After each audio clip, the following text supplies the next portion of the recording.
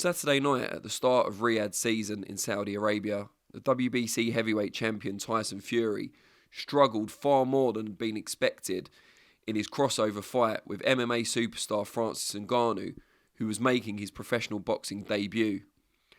Not only was Fury cut, he also had to rise from the canvas to eke out a razor-thin and for a lot of people controversial decision against Ngannou.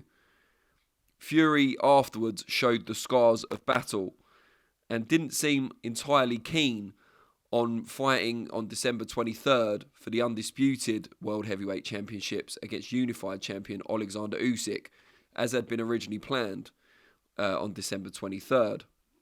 In fact, Frank Warren only yesterday spoke to the media and said he knows the fight will still go ahead between Fury and Usyk, but it won't happen on December 23rd. It's far more likely to take place in February. This news did not please Oleksandr Usyk, who had his own things to say to the assorted press, talking about suing Fury if the December 23rd date isn't made. This is obviously a bit of a response to Fury in the first place, threatening to sue Usyk if he wasn't ready for December 23rd after the Ukrainian indicated that he would need a 14-week training camp. But now it appears Fury is the one who will not be ready after suffering not only facial injuries, but a much more grueling fight than most people had anticipated. So with that in mind, and the people behind Riyadh season, including His Excellency Turki Al-Sheikh, still wanting a big boxing event to take place in the middle of Riyadh season on that December 23rd date, Boxing News magazine have reported that indeed a big show will go ahead and will still have big heavyweight interest. In fact, they're deciding to go with the winner, in their view, the moral victor, if you like, Francis Ngannou, to headline once again against a heavyweight boxer. Obviously not Tyson Fury in a rematch, but let's see how he gets on against other heavyweight boxers. Well done to Declan Taylor of Boxing News for that scoop. So apparently the names in the frame, unfortunately to fans' chagrin, not knockout artist and former world champion Deontay Wilder. It seems like the majority of people would like to see him against Ngannou. They seem to feel he's Ngannou's kryptonite, if you like, but he still, Wilder that is, seems very keen on a fight with Anthony Joshua.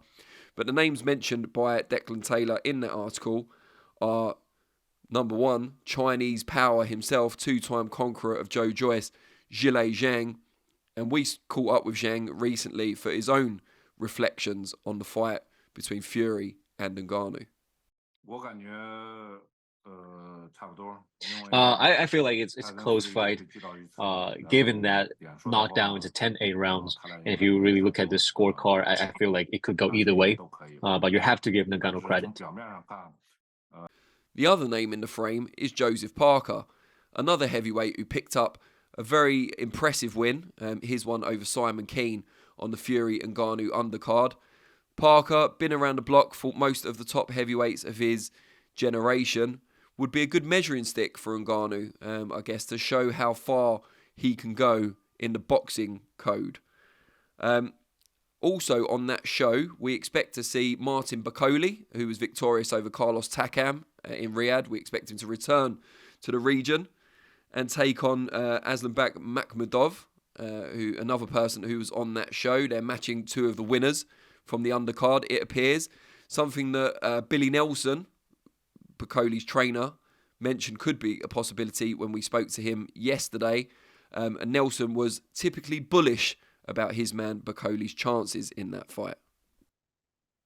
Well, I think it's it's been very beneficial for him, because there's three offers have come in for fights. Wow. Since Sunday morning. I actually sat beside Makhmudimov's promoter for the main event. He took my number. I think they'd be interested. I think he could be interested in the fight. I think Martin would absolutely smash him. I really do. I think he would. I think he'd give him it.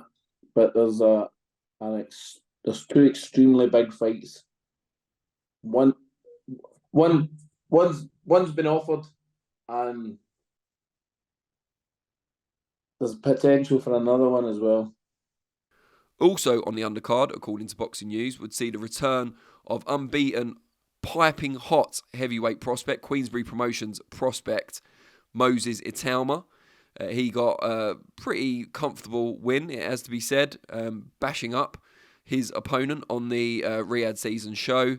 He is expected back on December 23rd. It's good to see a young heavyweight, a fresh heavyweight, getting regular activity. Maybe a bit of a sterner test this time around, we can but hope. But we expect to see him taking his next step as a pro.